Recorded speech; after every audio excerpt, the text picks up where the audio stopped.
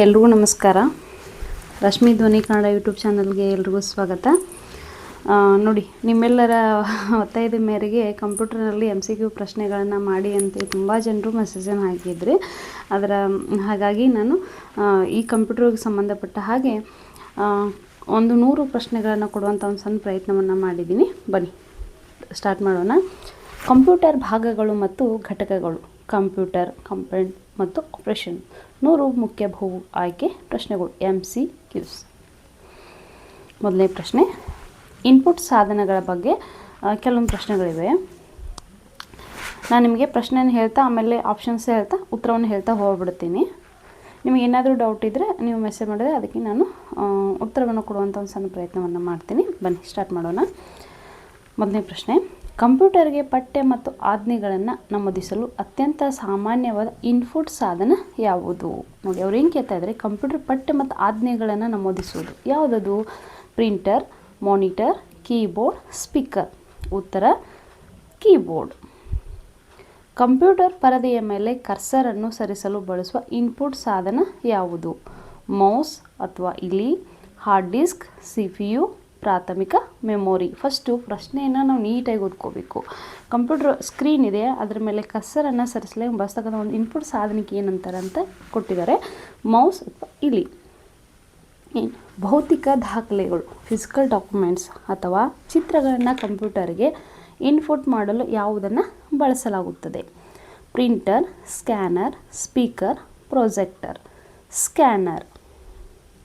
4, computer ಸಿಸ್ಟಮ್ಗೆ audio ಡೇಟಾವನ್ನು input ಮಾಡಲು ಬಳಸುವ ಸಾಧನ ಯಾವುದು? Microphone, monitor, ALU, ROM. ನೋಡಿ, ನಾನು ನಿಮಗೆ ಒಂದು ವಿಡಿಯೋದಲ್ಲಿ ಇದ್ರ ಬಗ್ಗೆ ಸಂಪೂರ್ಣವಾಗಿ ಹೇಳಿದ್ದೀನಿ. ಅವರ ಸಾಧನಗಳು ಅಂದರೆ ALU ಅಂದ್ರೇನು, ರೋಮ್ ಅಂದ್ರೇನು, ರ್ಯಾಮ್ ಅಂದ್ರೇನು, ಅದ್ರ ಬಗ್ಗೆ ಎಲ್ಲ ಕೂಡ ಮಾಹಿತಿಯನ್ನು ಕೊಟ್ಟಿದ್ದೀನಿ. ಅದನ್ನು ನೋಡಿಕೊಂಡು ಈ ಪ್ರಶ್ನೆಗಳು ನೋಡಿದರೆ ನಿಮಗೆ ಕ್ಲಿಯರ್ ಆಗಿಬಿಡತ್ತೆ. ಉತ್ತರ ಯಾವುದು? ಮೈಕ್ರೋಫೋನ್.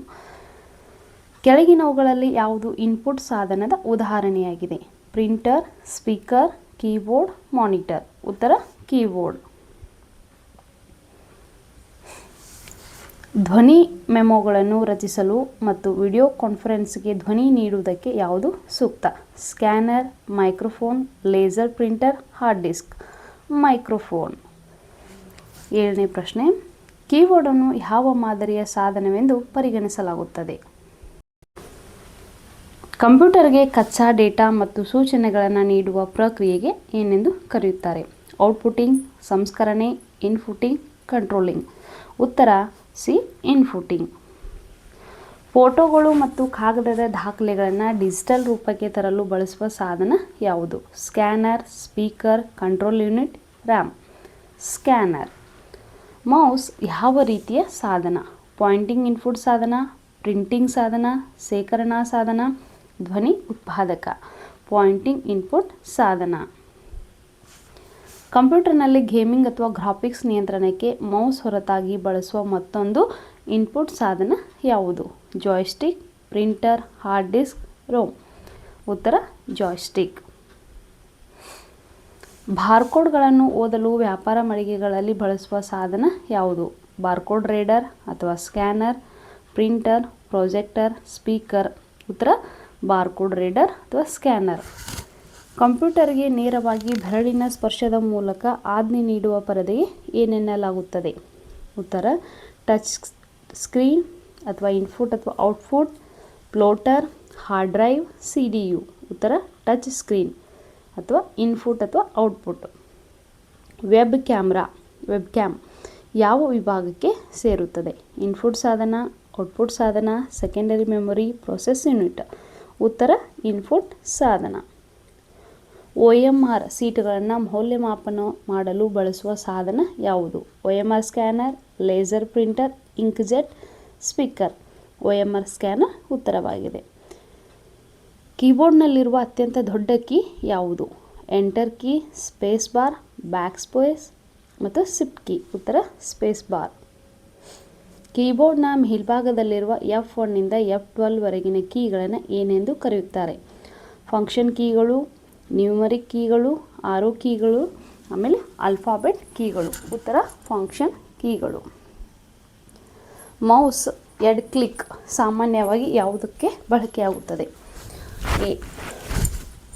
ವಸ್ತುವನ್ನು ಆಯ್ಕೆ ಮಾಡಲು, ಆಫ್ ಮಾಡಲು, ಡಿಲೀಟ್ ಮಾಡಲು, ಶಾರ್ಟ್ಕಟ್ ಮೆನು ತೆರೆಯಲು.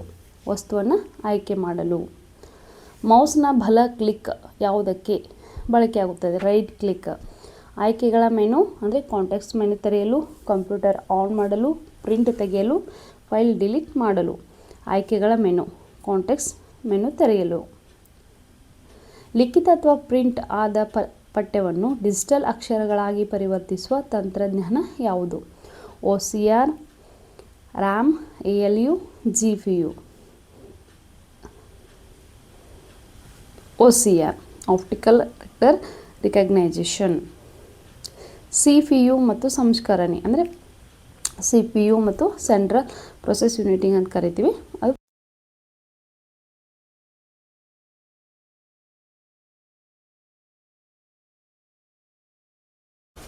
21ನೇ ಪ್ರಶ್ನೆ ನೋಡಿ.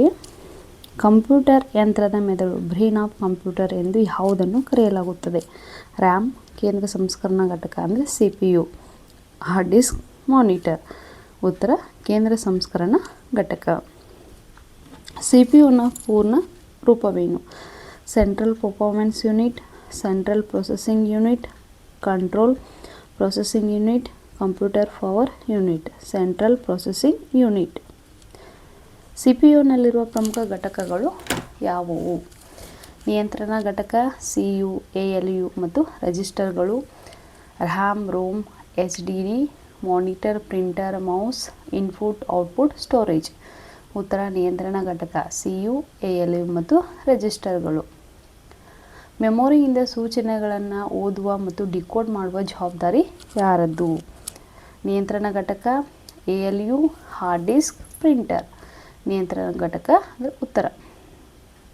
ALUನ ಪೂರ್ಣ ರೂಪವೇನು?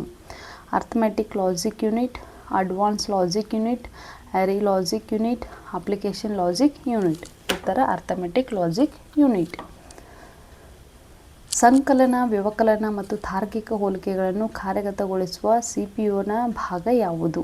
ALU, ROM, mouse, backup. ಉತ್ತರ ALU. ALU ಕಾರ್ಯಾಚರಣೆಗಳನ್ನು ಯಾವ ಲಾಜಿಕ್ ಬಳಸಿ ನಡೆಸಲಾಗುತ್ತದೆ? ಡೆಸಿಬಲ್ ಲಾಜಿಕ್, ಬೈನರಿ ಲಾಜಿಕ್ 0 ಮತ್ತು 1. ಹೆಕ್ಸಾಡೆಸಿಬಲ್ ಟೆಕ್ಸ್ಟ್ ಲಾಜಿಕ್. ಬೈನರಿ ಲಾಜಿಕ್ 0 ಮತ್ತು 1. CPUನಲ್ಲಿರುವ ಅತ್ಯಂತ ವೇಗವಾದ ಶೇಖರಣಾ ಸ್ಥಳಗಳಿಗೆ ಏನೆಂದು ಕರೆಯುತ್ತಾರೆ? ರೆಜಿಸ್ಟರ್ಗಳು, ಹಾರ್ಡ್ ಡಿಸ್ಕ್, CD-ROM, ಪೆನ್ಡ್ರೈವ್. ಉತ್ತರ ರೆಜಿಸ್ಟರ್ಗಳು. CPUನ ಗಡಿಯಾರದ ವೇಗವನ್ನು ಕ್ಲಾಕ್ ಸ್ಪೀಡ್ ಅಂತ ಕರಿತೀವಲ್ಲ, ಯಾವ ಮಾನದಂಡದಲ್ಲಿ ಅಳೆಯಲಾಗುತ್ತದೆ? MB megabyte, gigahertz, RPM, DPI. ಉತ್ತರ ಗಿಗಾಹರ್ಟ್ಸ್. ಸಾಗುತ್ತಿರುವ ಡೇಟಾ ಸಂಸ್ಕರಣೆಯನ್ನು ವೇಗಗೊಳಿಸಲು RAMಗಿಂತ ಹೆಚ್ಚು ವೇಗವಾಗಿ ಕೆಲಸ ಮಾಡುವ ಮೆಮೊರಿ ಯಾವುದು? ರೆಜಿಸ್ಟರ್ಗಳು ಮತ್ತು cache memory, DVD, floppy disk, magnetic tape. ಉತ್ತರ ರೆಜಿಸ್ಟರ್ಗಳು ಮತ್ತು ಕ್ಯಾಶ್ ಮೆಮೊರಿ. ಆಗಾಗ್ಗೆ ಬಳಸಲಾಗುವ ಡೇಟಾ ಮತ್ತು ಸೂಚನೆಗಳನ್ನು ಸಂಗ್ರಹಿಸಲು CPU ಬಳಿ ಇರುವ ಸಣ್ಣ ವೇಗದ ಮೆಮೊರಿ ಯಾವುದು? Cache memory, hard disk, optical disk, blu ray. Cache memory. ಒಂದೇ CPUನಲ್ಲಿ ಹಲವಾರು ಆಪರೇಟಿಂಗ್ ಸಿಸ್ಟಮ್ಗಳನ್ನು ರನ್ ಮಾಡಲು ಸಹಾಯ ಮಾಡುವ ಸಾಮರ್ಥ್ಯ ಯಾವುದು? Virtualisation, printing, ಡಿಫ್ರಾಗ್ಮೆಂಟೇಷನ್, ಬ್ಯೂಟಿಂಗ್. ಉತ್ತರ ವರ್ಚುವಲೈಸೇಷನ್. CPU ಒಂದೇ ಬಾರಿಗೆ ಬಹು ಕಾರ್ಯಗಳನ್ನು ಮಲ್ಟಿ ಟಾಸ್ಕಿಂಗ್ ಅಂತ ಕರಿತೀವಲ್ವ, ಕಾರ್ಯಗತಗೊಳಿಸಲು ಯಾವುದು ಸಹಾಯ ಮಾಡುತ್ತದೆ? ಬಹು ಕೋರ್ಗಳು, ಮಲ್ಟಿಪಲ್ ಕೋರ್ಸ್ ಅಂತ ಕರಿತೀವಿ. ದೊಡ್ಡ ಪ್ರಿಂಟರ್, ಬಾಹ್ಯ ಸ್ಪೀಕರ್, ರೋಮ್ ಮೆಮೊರಿ. ಬಹು ಕೋರ್ಗಳು. ಕಚ್ಚಾ ಡೇಟಾವನ್ನು ಉಪಯುಕ್ತ ಮಾಹಿತಿಯನ್ನಾಗಿ ಪರಿವರ್ತಿಸುವ ಪ್ರಕ್ರಿಯೆಯನ್ನು ಏನೆಂದು ಕರೆಯುತ್ತಾರೆ? ಪ್ರೊಸೆಸಿಂಗ್, ಸಂಸ್ಕರಣೆ, ಇನ್ಪುಟಿಂಗ್, ಔಟ್ಪುಟಿಂಗ್, ಸೇವಿಂಗ್. ಉತ್ತರ ಪ್ರೊಸೆಸಿಂಗ್ ಅಂದರೆ ಸಂಸ್ಕರಣೆ. CPU ಕಾರ್ಯಾಚರಣೆಗಳನ್ನು ನಿಯಂತ್ರಿಸುವ ಮತ್ತು ನಿರ್ದೇಶಿಸುವ ಘಟಕ ಯಾವುದು? Control unit, CU. Monitor, scanner, keyboard. Control unit. ಡೇಟಾವನ್ನು ಶಾರ್ಟ್ ಟರ್ಮ್ ಸಂಸ್ಕರಣೆಗೆ ಸಿದ್ಧವಾಗಿಡುವ CPUನ ಅತ್ಯಂತ ಸಣ್ಣ ಭಾಗ ಯಾವುದು? Register, HDD, USB, ASD. ಉತ್ತರ ರಿಜಿಸ್ಟರ್. ಕಂಪ್ಯೂಟರ್ ಸಿಸ್ಟಮ್ನಲ್ಲಿ ಬೈನರಿ ಸಂಖ್ಯೆಗಳು ಎಂದರೆ ಯಾವುವು? 0 ಮತ್ತು 1, 1 ಮತ್ತು 2, ಎ ಮತ್ತು ಬಿ, 1 ರಿಂದ 10. ಇದು ತುಂಬ ಮೋಸ್ಟ್ ಇಂಪಾರ್ಟೆಂಟ್ ಕ್ವಶನ್. ಆಲ್ಮೋಸ್ಟ್ ಇದರ ಮೇಲೆ ಜಾಸ್ತಿ ಕ್ವಶನ್ ಬಂದಿರ್ತವೆ, ಸ್ವಲ್ಪ ಗಮನ ಇರಲಿ. ಉತ್ತರ 0 ಮತ್ತು 1. ಬೈನರಿ ತರ್ಕದಲ್ಲಿ 0 ಮತ್ತು 1ಗಳನ್ನು ಏನೆಂದು ಕರೆಯಲಾಗುತ್ತದೆ? ಬೀಟ್ಗಳು, ಬೈಟ್ಗಳು, ಹರ್ಟ್ಜ್ಗಳು, ಪಿಕ್ಸೆಲ್. ಬೀಟ್ಗಳು. ಕಂಪ್ಯೂಟರ್ ಕಾರ್ಯಕ್ಷಮತೆ ಪರ್ಫಾರ್ಮೆನ್ಸ್ ಮುಖ್ಯವಾಗಿ ಯಾವುದರ ಮೇಲೆ ಅವಲಂಬಿತವಾಗಿದೆ? CPU, ಗಡಿಯಾರದ ವೇಗ, ಕೋರ್ಗಳು, ಪ್ರಿಂಟರ್ ಗಾತ್ರ, ಮಾನಿಟರ್ ಬಣ್ಣ, ಕೀಬೋರ್ಡ್ ಶೈಲಿ. CPU, ಗಡಿಯಾರದ ವೇಗ ಮತ್ತು ಕೋರ್ಗಳು. ಕಂಪ್ಯೂಟರ್ನ ಎಲ್ಲ ಘಟಕಗಳನ್ನು ಒಂದೇ ಸರ್ಕ್ಯೂಟ್ ಬೋರ್ಡ್ಗೆ ಸಂಪರ್ಕಿಸುವ ಮುಖ್ಯ ಬೋರ್ಡ್ ಯಾವುದು? Mother board, control board, keyboard, sound card. ಉತ್ತರ ಮದರ್ ಬೋರ್ಡ್. ಇನ್ನು ಪ್ರಾಥಮಿಕ ಮೆಮೊರಿ, ಪ್ರೈಮರಿ ಮೆಮೊರಿ ಅಂತ ಏನು ಕರಿತೀವಲ್ವಾ, ಅದಕ್ಕೆ ಸಂಬಂಧಪಟ್ಟಾಗೆ ಕೆಲವೊಂದಷ್ಟು ಕ್ವಶನ್ಗಳಿವೆ, ಬನ್ನಿ ನೋಡೋಣ. CPU ಯಾವ ಮೆಮೊರಿಗೆ ನೇರ ಪ್ರವೇಶವನ್ನು ಹೊಂದಿರುತ್ತದೆ? ಪ್ರಾಥಮಿಕ memory, CD ROM, hard disk, pen drive. ಉತ್ತರ ಪ್ರಾಥಮಿಕ ಮೆಮೊರಿ. ರ್ಯಾಮ್ನ ಪೂರ್ಣ ರೂಪವೇನು? Random access memory, read access memory, rapid access memory, run access memory. Random access memory. ರೋಮ್ನ ಪೂರ್ಣ ರೂಪವೇನು? Read only memory, random only memory, run only memory, reel operation memory. ಉತ್ತರ read only memory. Computer off ಮಾಡಿದಾಗ ತನ್ನಲ್ಲಿದ್ದ ಮಾಹಿತಿಯನ್ನು ಕಳೆದುಕೊಳ್ಳುವ ಮೆಮೊರಿಗೆ ಏನೆಂದು ಕರೆಯುತ್ತಾರೆ? ಬಾಷ್ಪಶೀಲ ಮೆಮೊರಿ ಅಥವಾ ರ್ಯಾಮ್, ಅಬಾಷ್ಪಶೀಲ hard disk, secondary memory. ಬಾಷ್ಪಶೀಲ violent memory ಅಥವಾ ರ್ಯಾಮ್. ವಿದ್ಯುತ್ ಆಫ್ ಆದರೂ ಮಾಹಿತಿ ಅಳಿಸಿ ಹೋಗದ ಮೆಮೊರಿ ಯಾವುದು? ರೋಮ್, ನಾನ್ ವೈಲೆಂಟ್ ಅಂತ ಕರಿತೀವಿ. RAM, cache register.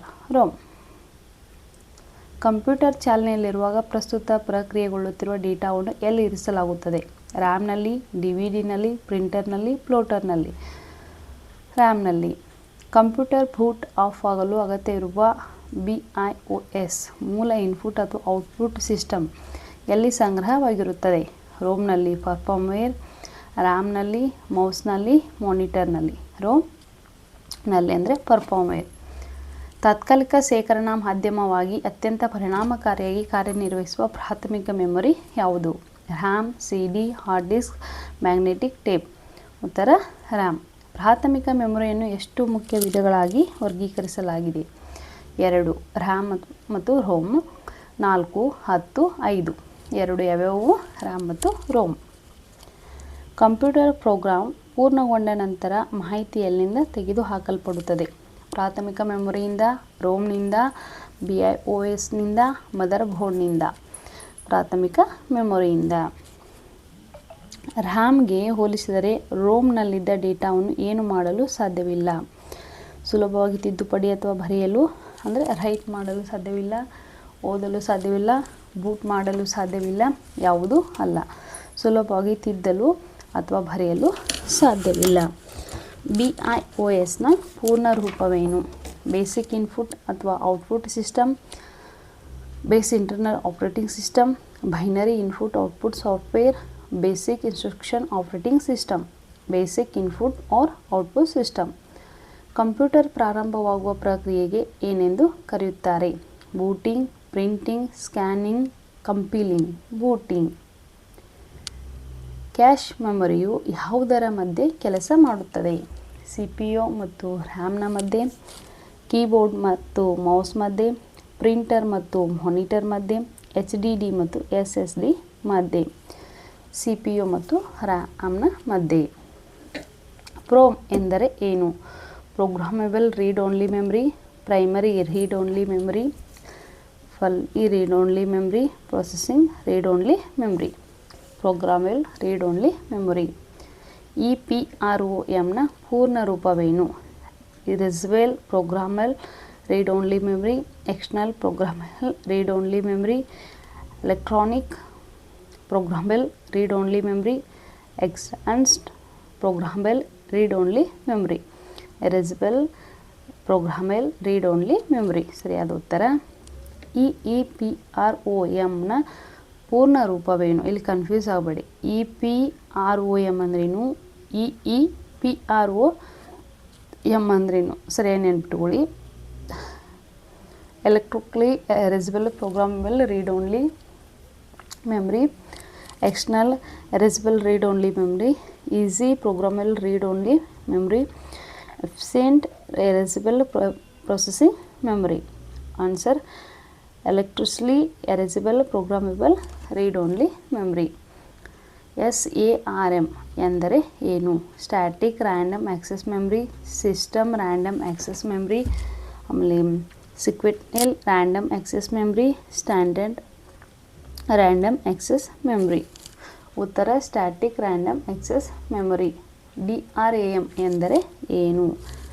Dynamic random access memory, direct random access memory, digital random access memory, data random access memory.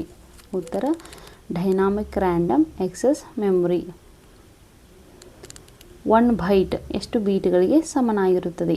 8 ಬೀಟ್ಗಳು, 4 ಬೀಟ್ಗಳು, 1024 ಬೀಟ್ಗಳು, 2 ಬೀಟ್ಗಳು. 8 ಬೀಟ್ಗಳು. ದ್ವಿತೀಯ ಮೆಮೊರಿಗೆ ಸಂಬಂಧಪಟ್ಟಂತೆ ಕೆಲವೊಂದು ಕ್ವಶನ್ಗಳನ್ನು ತಯಾರು ಮಾಡಲಾಗಿದೆ. ಸೆಕೆಂಡರಿ ಮೆಮೊರಿ ಯಾವ್ಯಾವ ಬರ್ತವೆ? ದ್ವಿತೀಯ ಮೆಮೊರಿಯನ್ನು ಸೆಕೆಂಡರಿ ಮೆಮೊರಿ ಅಂತ ಕರಿತೀವಿ. ಮತ್ತೇನೆಂದು ಕರೆಯುತ್ತಾರೆ? ಅದಕ್ಕೆ ಇನ್ನೊಂದು ಹೆಸರು ಏನಂದು ಕರಿತಾ ಇದ್ದಾರೆ? ಆಕ್ಸಿಲರಿ ಸ್ಟೋರೇಜ್, ಮುಖ್ಯ memory, Ram memory, CPU memory. Auxiliary storage ಅಂತ ಕರಿತೀವಿ. ದ್ವಿತೀಯ ಮೆಮೊರಿಯ ಪ್ರಮುಖ ಲಕ್ಷಣವೇನು? ಇದು ಬಾಷ್ಪಶೀಲವಲ್ಲದ್ದು ಅಥವಾ ಶಾಶ್ವತ ಸಂಗ್ರಹಣೆ ಅಂತ ಕರಿತೀವಿ. ಕಂಪ್ಯೂಟರ್ ಆಫ್ ಆದರೆ ಡೇಟಾ ಅಳಿಸಿ ಹೋಗುತ್ತದೆ. ಅತ್ಯಂತ ವೇಗವಾದ ಪ್ರೊಸೆಸಿಂಗ್ ನೀಡುತ್ತದೆ. CPU ಇದನ್ನು ನೇರವಾಗಿ ಪ್ರವೇಶಿಸುತ್ತದೆ. ಉತ್ತರ ಇದು ಬಾಷ್ಪಶೀಲವಲ್ಲದ್ದು. HDD ಪೂರ್ಣ ರೂಪವೇನು? Hard disk drive, heavy disk drive, high data drive, hybrid disk drive. ಉತ್ತರ ಹಾರ್ಡ್ ಡಿಸ್ಕ್ ಡ್ರೈವ್. SSD ಪೂರ್ಣ ರೂಪವೇನು? Solid state drive, system state drive, secondary storage drive, static state drive. ಉತ್ತರ ಸಾಲಿಡ್ ಸ್ಟೇಟ್ ಡ್ರೈವ್. HDDಗಿಂತ ಹೆಚ್ಚು ವೇಗವಾಗಿ ಮತ್ತು ವಿಶ್ವಾಸಾರ್ಹವಾಗಿ data ಸಂಗ್ರಹಿಸಲು ಫ್ಲ್ಯಾಶ್ ಮೆಮೊರಿ ಬಳಸುವ ಸಾಧನ ಯಾವುದು? SSD, CD-ROM, floppy disk, magnetic tape. SSD ಉತ್ತರ. ಲೇಸರ್ಗಳನ್ನು ಬಳಸಿ ಡೇಟಾವನ್ನು ಓದುವ ಮತ್ತು ಬರೆಯುವ ಮೆಮೊರಿ ಸಾಧನಗಳು ಯಾವುವು? ಆಪ್ಟಿಕಲ್ ಡಿಸ್ಕ್ಗಳು ಅಂದರೆ CD ಅಥವಾ DVD, ಹಾರ್ಡ್ ಡಿಸ್ಕ್, ರ್ಯಾಮ್, ರಿಜಿಸ್ಟರ್ಗಳು. ಉತ್ತರ ಆಪ್ಟಿಕಲ್ ಡಿಸ್ಕ್ಗಳು. ಕಂಪ್ಯೂಟರ್ನ USB ಪೋರ್ಟ್ಗೆ ಸಂಪರ್ಕ ಹೊಂದುವ ಸಣ್ಣ ಪೋರ್ಟಬಲ್ ಶೇಖರಣಾ ಸಾಧನ ಯಾವುದು? USB, flash bed drive, pen drive, monitor, ALU, motherboard. ಉತ್ತರ USB, flash drive, pen drive. CD ಪೂರ್ಣ ರೂಪವೇನು? Compact disk, computer disk, control disk, central disk. Compact disk. DVDನ ಪೂರ್ಣ ರೂಪವೇನು? Digital virtual disk, digital video data, direct virtual disk, data video disk. ಉತ್ತರ digital virtual disk. 70.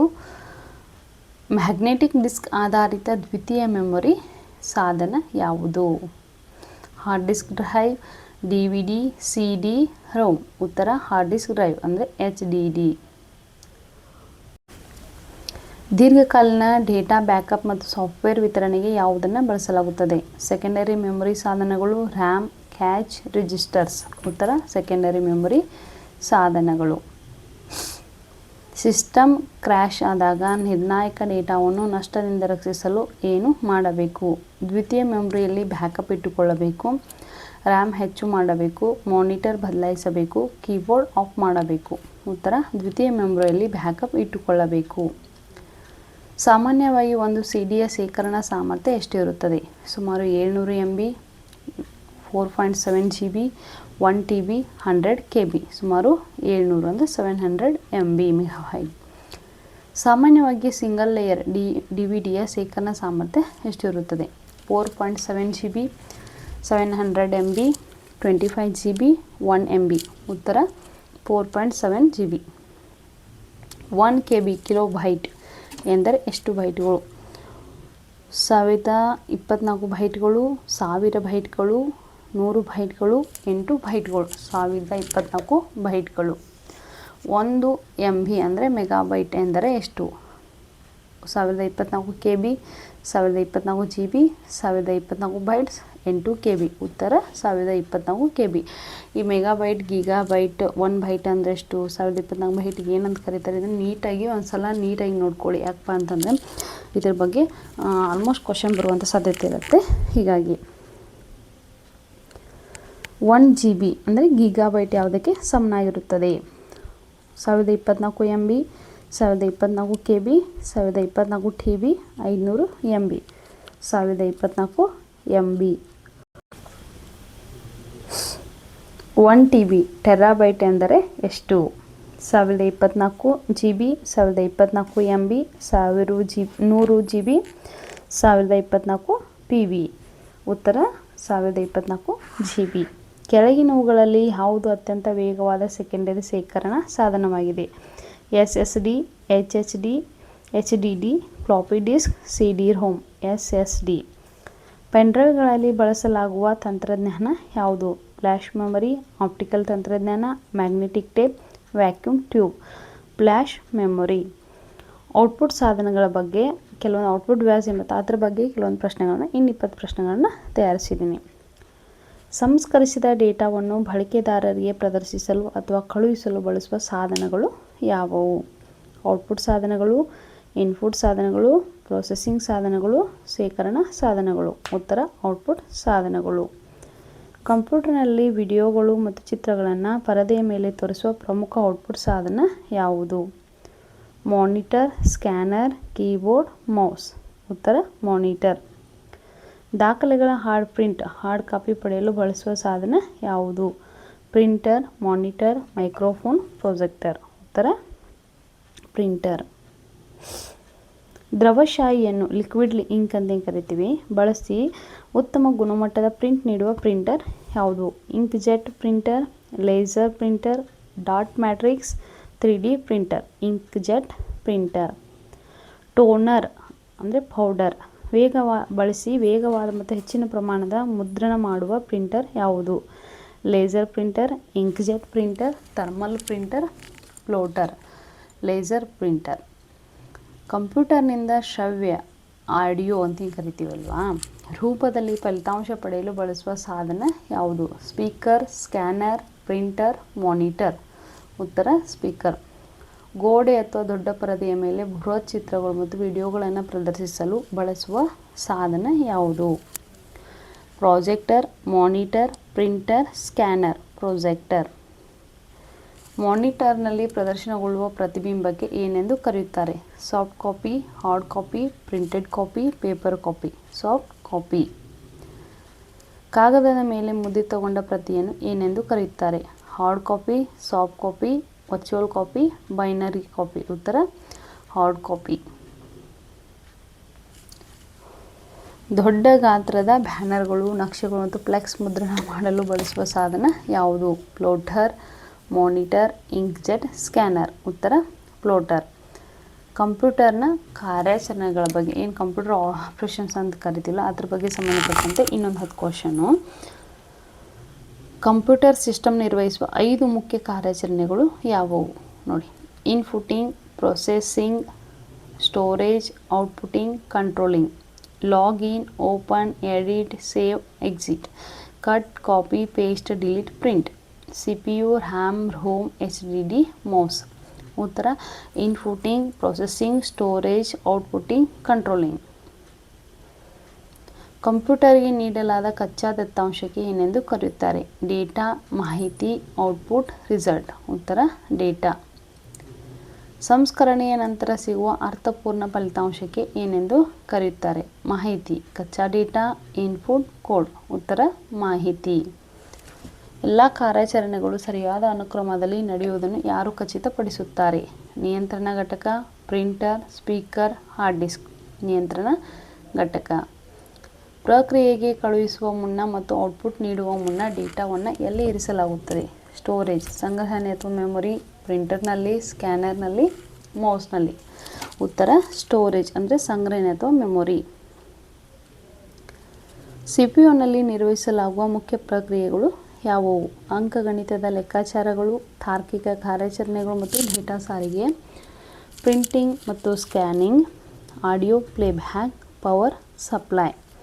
ಅಂಕಗಣಿತದ ಲೆಕ್ಕಾಚಾರಗಳು, ತಾರ್ಕಿಕ ಕಾರ್ಯಾಚರಣೆಗಳು ಮತ್ತು ಡೇಟಾ ಸಾರಿಗೆ.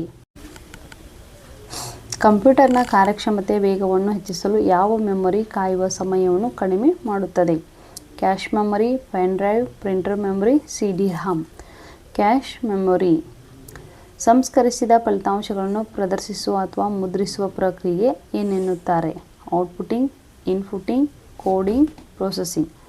ಉತ್ತರ ಔಟ್ಪುಟಿಂಗ್. 4 ಬೀಟ್ಗಳ ಸಮೂಹಕ್ಕೆ ಗ್ರೂಪ್ಸ್ ಆಫ್ 4 ಬೀಟ್ಸ್ ಏನೆಂದು ಕರೆಯುತ್ತಾರೆ? Nibble, byte, word, block. Nibble. ಆರಂಭಿಕ ಗಣಕಯಂತ್ರಗಳನ್ನು ಪ್ರಾಥಮಿಕವಾಗಿ ಯಾವುದಕ್ಕಾಗಿ ಬಳಸಲಾಗುತ್ತಿತ್ತು? ಸಂಖ್ಯಾತ್ಮಕ ಗಣನೆಗಳಿಗೆ, ನಂಬರಿಕಲ್ ಕ್ಯಾಲ್ಕುಲೇಷನ್ಸ್, ವಿಡಿಯೋ ಗೇಮಿಂಗ್ಗಾಗಿ, ಸೋಷಿಯಲ್ ಮೀಡಿಯಾಗಾಗಿ, ಫೋಟೋ ಎಡಿಟಿಂಗ್ಗಾಗಿ. ಸಂಖ್ಯಾತ್ಮಕ ಗಣನೆಗಳಿಗೆ ಆರಂಭಿಕ ಗಣಕಯಂತ್ರಗಳನ್ನ ಫಸ್ಟು ಬಳಸ್ತಾ ಇದ್ರು. ನೋಡಿ, ನಾನು ನಿಮಗೆ ಇದರಲ್ಲಿ ಪ್ರಶ್ನೆ ಮತ್ತು ಉತ್ತರಗಳನ್ನು ಆಪ್ಷನ್ಸ್ಗಳನ್ನ ಹೇಳ್ತಾ ಹೋಗಿದ್ದೀನಿ. ಸುಮ್ಮನೆ ಟೈಮ್ ಆ್ಯಂಡ್ ವೇಸ್ಟ್ ಮಾಡಲಿಕ್ಕೆ ಹೋಗಿಲ್ಲ. ಯಾಕೆ ಅಂತಂದರೆ ಎಕ್ಸಾಮ್ ತುಂಬ ಹತ್ತಿರ ಇರೋದರಿಂದ ಅವೇನು 100 ಬಹುಮುಖ್ಯ ಕ್ವಶನ್ MCQ ಅಂತ ಏನು ಕರಿತೀವಲ್ಲ ಅವನ್ನುಗಳನ್ನ ಎಲ್ಲ ಕೊಟ್ಟಿದ್ದೀನಿ. ಇನ್ನೂ ಕೂಡ ನಿಮಗೆ ಏನು ಡೌಟ್ ಇದೆ ಏನು ಮೆಸೇಜ್ ಮಾಡಿ ಕಾಮೆಂಟ್ ಮಾಡಿದರೆ ನಾನು ನಿಮಗೆ ಕಳಿಸ್ಕೊಡ್ತೀನಿ. ನೋಡಿ, ಇದನ್ನು ನೀಟಾಗಿ ನೋಡ್ಕೊಳ್ಳಿ, ಯಾವುದಕ್ಕೆ ಏನಂತಾರೆ, ಆಮೇಲೆ ಬೀಟ್ಗಳ ಬಗ್ಗೆ ಚೆನ್ನಾಗಿ ನೋಡ್ಕೊಳ್ಳಿ, ಕಂಪ್ಯೂಟರ್ ಬಗ್ಗೆ ನೋಡ್ಕೊಳ್ಳಿ. ಕೆಲವೊಂದು ಸಾಧನಗಳು ಏನು ಮಾಡ್ತಾರೆ, ಇನ್ಪುಟ್, ಔಟ್ಪುಟ್, ಆಮೇಲೆ ಯಾವ್ಯಾವ ಕೆಲವೊಂದು ಫುಲ್ ಫಾರ್ಮ್ ಇರ್ತವೆ ಅವುಗಳನ್ನು ನೀಟಾಗಿ ನೋಡ್ಕೊಳ್ಳಿ. ಎಲ್ಲವನ್ನು ಚೆನ್ನಾಗಿ ನೋಡಿಕೊಂಡು ಕಂಪ್ಯೂಟರ್ ಎಕ್ಸಾಮ್ನ ನೀಟಾಗಿ ಒಂದು ಸಲ ನಾವು ಕ್ಲಿಯರಾಗಿ ಅದ್ರ ಬಗ್ಗೆ ತಿಳ್ಕೊಂಡ್ಬಿಟ್ಟಿವಪ್ಪ ಅಂದರೆ ಅದ್ರ ಮೇಲೆ ಯಾವುದೇ ಕ್ವಶನ್ಗಳು ಕೇಳಿದ್ರು ಕೂಡ ನಮಗೆ ಹೇಳಲಿಕ್ಕೆ ಒಂದು ಏನು ಗ್ರಿಪ್ ಸಿಗುತ್ತೆ ಅಂತಲೇ ಹೇಳ್ಬೋದು. ಇಲ್ಲಿವರೆಗೂ ರಶ್ಮಿ ಧ್ವನಿ ಕನ್ನಡ ಯೂಟ್ಯೂಬ್ ಚಾನಲ್ ನೋಡೋದಕ್ಕೆ ನಿಮ್ಮೆಲ್ಲರಿಗೂ ಧನ್ಯವಾದಗಳನ್ನ ಹೇಳ್ತಾ ಇಂದಿನ ತರಗತಿಯನ್ನು ಮುಗಿಸ್ತಾ ಇದ್ದೀನಿ. ಎಲ್ಲರಿಗೂ ನಮಸ್ಕಾರ.